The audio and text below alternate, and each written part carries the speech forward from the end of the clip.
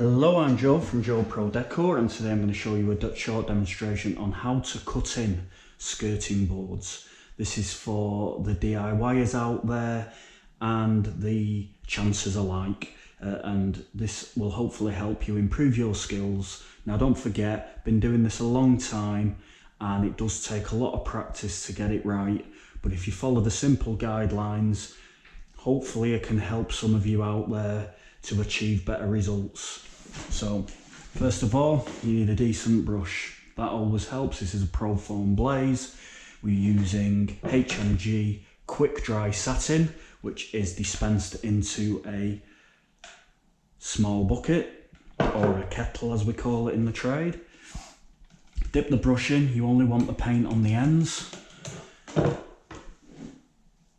So just dab it on, get a little bit of the excess off. And what we're doing is we're just squeezing the brush very, very slowly, just until the bristles are lining up with where we want to apply the paint, and then slowly pushing the paint out with the bristles from the paint stock. And then we go back the other way, and this is just to fill in any imperfections that it's not managed to do going back the other way. So I'm just going slowly for you now, just so you can pick up on the technique. So again, little dab, push the brush slightly, and then as we go along, just keep your eye on that line, don't divert from that line, and then back the other way. You've got plenty of paint on that brush to go back again and just go over any little imperfections like so. And then obviously what we do is we do the rest of it. This is water based, it's quick drying, so what we need to do is lay it off quickly. Don't forget the way you want to hold the brush, play around with it, but you want to hold it a bit like a pencil, or if you were using it, if you were painting artist wise, so you hold it like that. Just have a play with it, but basically just remember you hold it like a pencil. You have more control over it.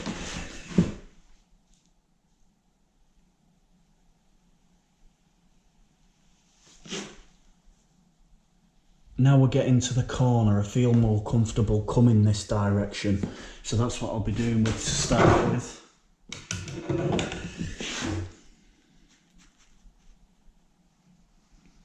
Like I say, I'm just going slowly for you guys, so you just basically keep a steady hand. If you have to hold your breath, then do that, whatever makes it easier for you. You just push in the bristles into that corner to get a nice line. Forget this does take quite a bit of practice to get right.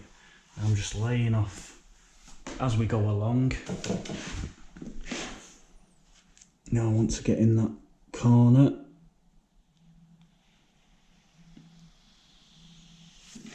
Now obviously it does help to have a steady hand when doing this, but don't be afraid to try this. Don't be afraid if you do go on the wall slightly, you can always cut again the opposite way.